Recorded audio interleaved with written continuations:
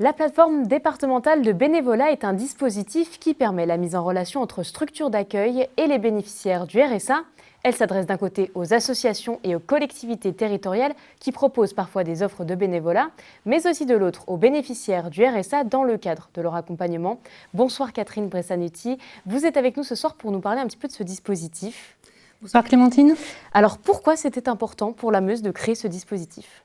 Alors, le dispositif a été créé dans le cadre du plan de lutte contre la pauvreté et l'idée, c'était ce que vous avez dit, de mettre en relation des structures d'accueil, des associations ou des collectivités qui sont en mal de bénévoles, ça on le sait, c'est national comme problématique, avec un public RSA qui, lui, est en grande fragilité, très éloigné de l'emploi et le département a souhaité créer un outil qui n'existait pas encore pour le moment pour favoriser en fait la remobilisation de ce public-là. C'est un dispositif qui est cofinancé avec l'État. Alors justement, un dispositif, mais aussi une plateforme. Comment ça s'articule? Comment concrètement ça existe? Oh bah c'est très simple. Alors en fait concrètement, vous avez une plateforme numérique qui est accessible aux associations et aux référents, sur lesquels les associations ou les collectivités vont déposer des offres de missions bénévoles. Les référents de tout le département en sont informés et après charge à eux de proposer les missions aux personnes qu'elles suivent et qui sont bénéficiaires du RSA. Moi, je suis la plateforme bénévolat via le centre de documentation sociale que je représente, qui modère et anime la plateforme. Nous sommes en charge de prospecter les associations, de leur présenter le dispositif, de sensibiliser les référents RSA au dispositif et à l'intérêt de proposer les missions aux bénéficiaires. Et puis après, on fait en sorte que les gens se rencontrent. Ce que je dis souvent, ça amuse un petit peu, c'est que la plateforme bénévolat, c'est un intermédiaire et nous sommes un peu le mythique du bénévolat en Meuse où on fait que les gens, les besoins et les envies se rencontrent. Et après, ils font leur... Alors justement, des rencontres, est-ce qu'on a quelques exemples de rencontres ou d'associations qui travaillent déjà avec cette plateforme ? Oui, on a plus de 50 associations meusiennes qui travaillent avec la plateforme depuis le début de son activité qui date de maintenant printemps 2022, donc on est encore assez récent. On travaille avec l'association Meuse Nature Environnement.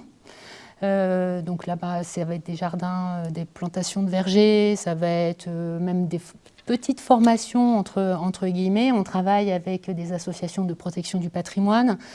On travaille avec les villes de Bar-le-Duc, avec le festival Renaissance. On travaille avec des associations qui sont plus dans l'animation, dans le festif. Festival Ouatsabar, par exemple. Donc il n'y a pas de limite dans les activités, dans le type des associations. Donc pas de limite, c'est très varié. Finalement, qu'est-ce qu'apporte la plateforme aux bénévoles, mais aussi aux associations ? Alors, elle apporte énormément de choses à un peu tout le monde, y compris les référents. Par rapport aux associations, on entend souvent un vieillissement en fait, de leurs bénévoles, aussi un état de fatigue. Elles sont parfois même obligées d'arrêter des activités parce que du mal à renouveler.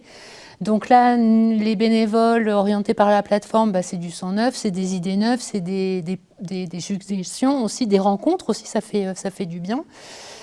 Les bénéficiaires, alors eux, les bénéficiaires du RSA, ça leur apporte énormément de choses, une remobilisation, une reprise de confiance en soi, une estime de soi qui est revalorisée aussi. La rencontre de gens, du lien social qui est reconstitué, c'est aussi très très très important. On a des gens qui osent à nouveau faire des choses, qui se sentent la légitimité d'oser faire des choses. On a, je pense notamment à notre premier bénévole plateforme, qui a été aussi le premier bénévole, comme on appelle nous, sur mesure, donc qui a construit lui-même sa mission en collaboration avec l'association et la plateforme.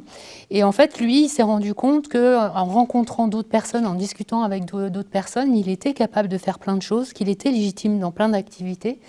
Il a repris ses CV, il s'est dit oui, pourquoi pas, je vais le faire, j'en suis capable. Il a envoyé ses CV et ses lettres de motivation. Et puis maintenant, il est embauché en CDI dans une grande entreprise française. Donc ça apporte énormément de choses. Et puis aussi pour les référents. pour eux, c'est aussi un outil complémentaire, une façon d'accompagner différemment, d'une manière un peu plus soft, un peu plus ludique, des bénéficiaires qu'ils redécouvrent. Moi, j'ai des référents qui me disent « mais j'imaginais pas que cette personne, elle était capable de faire ça ». Et c'est une bouffée d'oxygène également pour eux. Donc, on est là pour ça. Eh bien, génial. Et vous êtes venu ce soir avec un petit Playmobil. Oui.